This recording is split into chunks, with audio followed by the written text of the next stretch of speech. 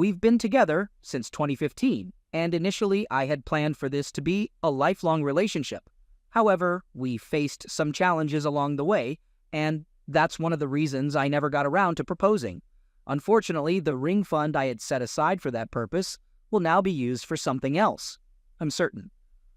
Around 2019, I started to realize that our relationship might not turn out the way I'd envisioned.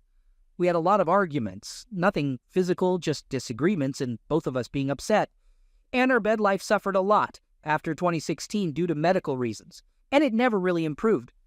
In June of last year, we had a deep and meaningful conversation where she basically told me, not in these exact words, that I didn't fulfill her needs, that I never had, and the idea of being close with me made her sick. It was incredibly upsetting at the time, and looking back, I should have ended our relationship then. However, we initially decided to try and work through our problems, and shortly after that, we found ourselves in a strict 4-month lockdown, so I didn't want to kick her out or anything like that. Around September, I discovered that she had been exchanging candid text messages with some guy from overseas. It was a complete breach of trust, but I chose to ignore it because there was no physical involvement, and even though we never openly discussed it, I assumed she knew that I was aware of it. I never directly confronted her about it, but eventually we agreed to go to couples therapy. Yesterday I found out that she had slept with another man in November of last year while she was on a short vacation out of town. It was some random guy she had met online, and I assumed they had been chatting for a few weeks at least. I didn't bother asking for the exact date, but it was either shortly before or shortly after our first couples therapy session. Today, when she went to work, I left a note on the table saying goodbye, packed a bag, and went to stay at my parents' place for a few days. Later in the evening, after she came home, we had a long discussion over text messages for about an hour. I didn't want to talk about it aloud because I couldn't gather my thoughts quickly enough to speak. During our conversation, she took responsibility for everything, promised to change, and asked if I would come back. I appreciated her honesty, and I believe everything she said. This behavior is completely out of character for her, as she acknowledged. She has also dealt with mental illness and traumatic experiences during her childhood and young adulthood. However, I told her that this was a major deal breaker for me, and I wouldn't consider coming back even if we continue with couples therapy to address this issue. I did mention that I would be open to going back to our therapist to work through the process of the breakup. We had discussed this in one of our previous sessions, and I can see how it could be helpful. Our therapist has experience in dealing with these situations. Even if we were somehow able to move past this and she found a way to fix herself, it would always be a part of our past, and it's something I can never come to terms with while we are in a relationship. I'm not fully convinced that there has only been one other man involved. I asked her how many other people she has been close to during our relationship, and she said only one. However, I think her definition of closeness might be strict, and I suspect she has been emotionally and physically cheating with several other men for at least the past 6 months, and maybe even until now. She mentioned that this part of her life feels like it doesn't have any consequences, and although I know that's wrong, I can understand what she means. But regardless of the number, even one is too many. I feel really awful about how I found out about all of this, especially since it was based on a gut feeling. However, my gut was partially right, and that gives me some validation. It's hard for me to shake this feeling of shame for having discovered it, even though it's ultimately for the best that I know the truth and that we separate. I'll probably try to reschedule my appointment with my own therapist to get some guidance on how to move forward from here. I'm not sure how she's going to move on from this, but I'm doing my best to focus on myself. I'm still figuring out what I'll do and how I'll be because so much of my identity and daily life revolved around what we had together. I picked up my guitar for the first time in months, but I couldn't really play much. I haven't been playing as often because I felt embarrassed doing it around her, although it's not her fault. She was always supportive of my creative pursuits. I have a few friends, but I'm generally reserved and tend to feel lonely easily. I might consider sharing a house with someone because I'm not sure if living alone is a good idea for me right now. I did mention that I hope we can be friends someday, and I genuinely mean it. Despite the infidelity and our other issues, she's a great person, and we had a strong connection. But deep down, I don't think it's very likely to happen. At the very least, if one of us starts dating someone new, unless they're extremely understanding, I don't think maintaining a friendship would work. I've decided that I won't be too open with other people about the details of our breakup. There's no need for that. However, it's something I would disclose to a future partner, and I can understand why it might be awkward for them to know that their partner is friends with an ex who cheated. I'll deal with that situation when it comes. But it's likely that she'll move to another city, and we won't have many opportunities to see each other again anyway. So, that's my story. There were moments this morning when I considered just letting it go and trying to forget about everything, but I'm glad that the part of me that stood firm won, because truthfully, there was no future for us with this knowledge hanging over us. It would always bother me. I don't know what the future holds, and I'm genuinely scared because I've had struggles with alcohol and smoking in the past, and my partner was a big help in keeping those habits in check. I quit smoking as a condition of our relationship, which I'm grateful for, although I might have an occasional sneaky cigarette at the pub. Now, I don't have that support anymore, and that worries me. I've made a short list of things to keep myself occupied for the next 4 weeks, and I've decided not to buy any alcohol for now. As for smoking, I'll only do it if I go out and someone offers me a cigarette, which doesn't happen often, so it's manageable. If any of you have gone through a breakup involving infidelity and have any advice on how to get through the first few weeks and months, I would really appreciate it. If you've read this far, thank you so much for taking the time. I hope you're doing well on your own journey too. If you are, feel free to leave a comment and let me know that it gets better, because I could use some reassurance. Second story. Hey, I'm a first-time poster, so please bear with me. In 2020, during the pandemic, I, a 28-year-old guy, met my dream girl, a 72-year-old woman, completely by chance. It couldn't have gone better. We talked all the time, got along perfectly, and spent a few amazing weeks together. It was everything I could have hoped for. It had been a while since I had been involved with someone, so I quickly became emotionally invested in her, and she felt the same way about me. As we grew closer, we started having deeper conversations, and I found out she actually had a boyfriend when we first started talking. However, she ended that relationship because things had fizzled out between them. I should have seen that as a sign. Anyway, after a few weeks, towards the end of summer, I had to go back to university to finish my degree, and she did too. The problem was we were more than 6 hours away from each other.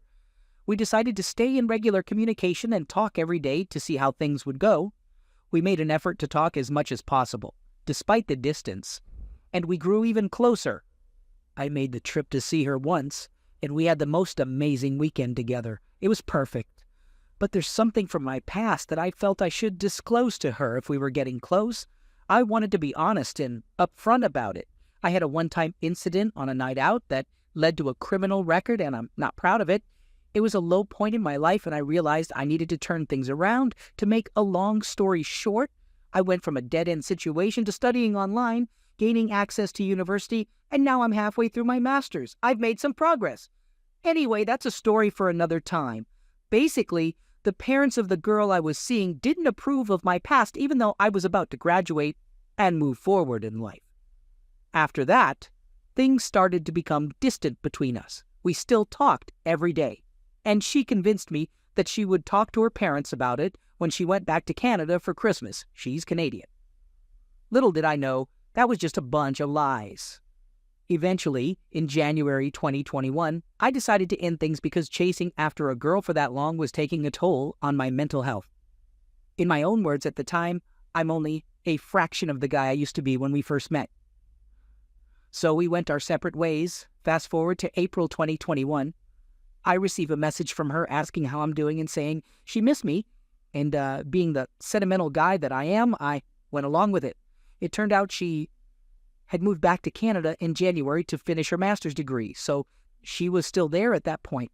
We spent the whole summer chatting, having video calls every day, exchanging texts, and saying sweet things to each other. She was reeling me back in successfully and even suggested multiple times that she would move back to the UK for me so we could start a real relationship. Naturally, I was hooked and thought things were finally looking up. I was really excited. There were some strange moments during the summer, but I attributed it to her being stressed about her family's disapproval of her moving back to the UK. She had a lot on her plate, and I feel foolish for ignoring my gut instincts about the whole situation. She came back in July, and from that month until November, everything was absolutely perfect. We were amazing together, and it worked really well. But then, on November 6th, 2021, D-Day happened. I had forgotten my laptop for my university work, so she let me use hers while she was at work. I stumbled upon some things that raised suspicions. To say the least, I saw emails with her ex's name, pictures from old vacations, and folders with pictures right there on the laptop screen. I did some investigating and found restaurant reservations from when we first started talking. Some emails related to academic journals. Turns out they were both studying the same course and living in the same city. I asked her about it, and she claimed they were just doing a placement together, nothing more. But as I kept pressing, more and more came out. They went out for dinner a few times. Then, digging deeper, I found out she went to his place for a couple of months to watch sports with him and his friends. And then, even more shocking, she admitted that he would walk her home from the placement and she would invite him inside. They slept together multiple times while she was talking to me. All of this information came out gradually over the course of a month and a bit. More information came to light as well. She claimed she stayed at a cottage with her sister and mom when she went back home for a weekend. But in reality, she was with him and they slept together twice. 2 weeks before she saw me again, she met up with him in the presence of her family. They had closeness in the back of his car. In her own words, it was to make sure she didn't still have feelings for him before seeing me again. To be honest, ever since that day, my mind has been a mess. I've been trying to cope with it because she's convinced she made a huge mistake and believes I would be the best thing for her in every possible way.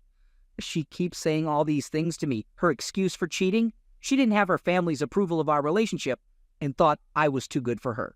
She has low self-esteem, so she tends to self-destruct. Here's the thing, though. She has a history of cheating on all her previous boyfriends. She's been a chronic cheater for many years. She wants us to get back together and claims to be madly in love with me. Now she's in deep depression because of what she's done to me. Her friend says she's never seen her like this over a guy before. Her parents and sister actually liked me when they met me, so they're extremely disappointed in her for betraying me. They didn't know the extent of our relationship. She kept it hidden. Everyone is utterly disgusted by her actions and how she played me for over a year.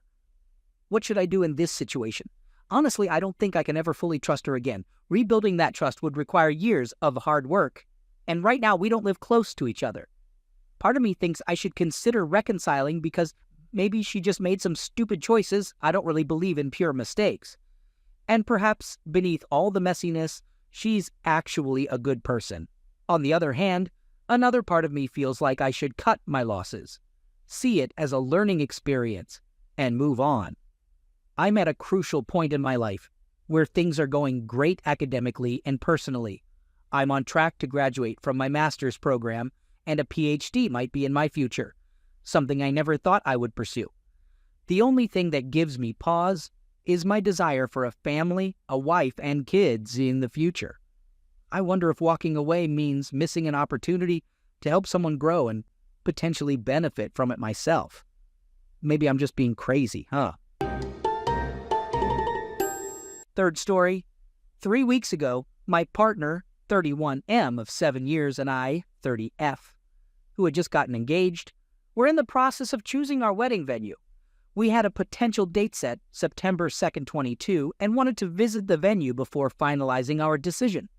Afterward, we grabbed lunch and reminisced about how we fell in love 7 years ago in the quaint beach town where we planned to have our wedding.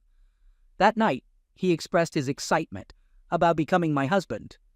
Little did I know, the night before, he had been close with his married co-worker in the back of his truck. During the following week, he took time off work. I initially thought it was due to wedding jitters, but he was actually corresponding with the wedding planner regarding deposits for the venue.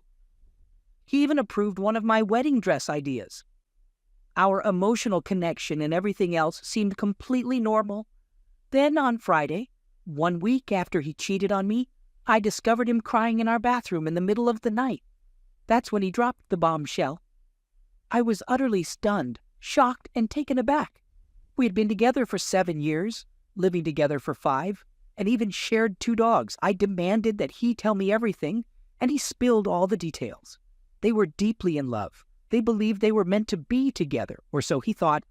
He claimed to have known her for only 3 months, and they had no interaction outside of work, but their chemistry was off the charts. She had been married to her husband for 10 years and got married officially last summer. However, according to him, her husband was a terrible person who didn't deserve her and neglected her. Supposedly, their plan was for him to leave me and wait for her to get a divorce so they could be together. I asked him if she had already started the process of separation.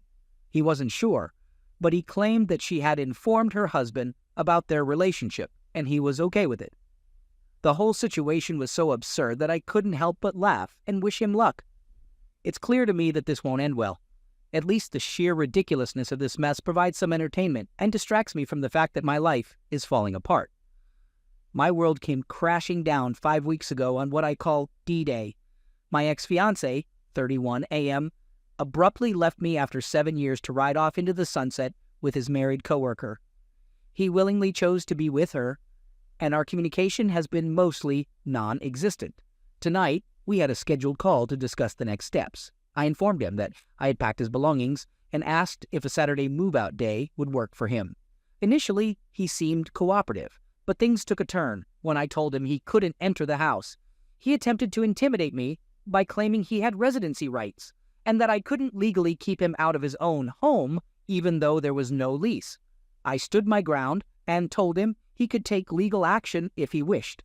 Then the insults started pouring in. Why do you have to be so difficult? I've always despised this side of you. Clearly, you're not interested in an amicable resolution. You're crazy. You're unreasonable. I hope I never have to hear from you again. Before we could finalize any plans, he hung up the phone, abruptly ending the conversation. I have a few reasons why I don't want him inside the house, but the main one is because of my dogs. They finally started to calm down, and I don't want his presence to trigger their anxiety again. During our call, he claimed to love the dogs, although I doubt it since he's walking away from them. But he didn't give me a chance to explain my reasoning. Oh well, we've been living together for 5 years, so there's a lot of stuff to pack. I've spent the past 2 weeks carefully packing everything because I still believe in being decent. There are also valuable items from his grandparents that I've packed with care and intend to return to their rightful place. I checked the weather forecast, and it looks like it won't rain on Saturday, so my brother will help me move everything outside for him. I don't plan on being here when he comes to collect his things. He's still hoping things will work out with the other person, AP. I told him it's despicable to cheat, but it's even worse to pursue a married woman. He insists he has to follow his heart, although he conveniently claims he never loved me and I was just convenient. He got upset when he found out I told people the truth about what happened instead of just saying we broke up. He also told me it's none of my business to inform AP's husband. I'm sad, but mostly I'm disgusted. It's surreal to see someone I once held in high regard stoop so low. Now that I'm familiar with the cheater's playbook, his words and actions have become predictable. He's made his life unnecessarily difficult, and he knows it. Well, that's quite a surprise to hear. I never intended to propose to you. It was never going to happen. But we went together to choose a ring. You bought it. We even traveled to Florida to spend Christmas and New Year's with your family, planning for New Year's Eve engagement on the beach. I even got an outfit for the occasion. Then, when it rained that day, we decided to postpone the proposal until we were back home. We started planning the wedding for the summer of 2022. You picked the venue, and we drove 2 hours to visit it together. Afterwards, you bought champagne to celebrate, and you emailed the wedding planner to discuss the deposit schedule for the September 2nd date we had talked about. We even picked our first dance song and made a guest list. For someone who claimed they never intended to propose, you sure did a lot of wedding planning. This brings me to wonder, what are the rules these days? If you have a ring and a set wedding date, but he never got down on one knee, does it still count? What about couples who skip the tradition of an engagement ring altogether? And if you had a fancy proposal and set a wedding date but didn't make a deposit, does that count? What if you're in a 7-year relationship but find yourself attracted to a married coworker? Is it acceptable to sleep with her? And what if she's unhappy in her marriage? Does the integrity of her wedding vows depend solely on her current level of satisfaction? And are either of you obligated to consider the feelings of your partners? I suppose the obvious solution would be to avoid getting involved with someone who creates such unclear situations. But for those of us unfortunate enough to find ourselves in these circumstances, I ask you, what are the rules? And who gets to keep the ring? If he left his belongings on your nightstand 6 weeks ago, when he decided to be with his supposed true love, should you keep them? And what if this other woman, AP, suddenly decides to work on her marriage instead of meeting your ex at his Airbnb? Does that change the situation? How about if he avoids your calls and texts for 3 weeks regarding moving out? And what if he finally gets an apartment, but can only afford it for a few months? Moreover, what if he hangs up on you before you can even discuss how to divide your belongings after living together for 5 years? What exactly should the specifics of the situation be? Or is he simply gaslighting me? It's been a full month since my ex-fiancé moved out. I've completely cut off contact, blocked his number and email, and unfollowed him and his family on social media. Recently, during a St. Patrick's Day bar crawl, someone shared with me that he's not doing well. Although I didn't ask for details, I can make a pretty good guess. Excessive drinking, maybe even showing up to work drunk the next day. He managed to get away with it twice in 2021, despite being a junior financial planner at a small firm, vaping nicotine, and spending time with his obsessed high school friends. Most, if not all, of our mutual friends have distanced themselves from him. I also found out that one of our friends took it upon himself to call my ex and inform him that they were no longer friends, warning him to stay away from our small town.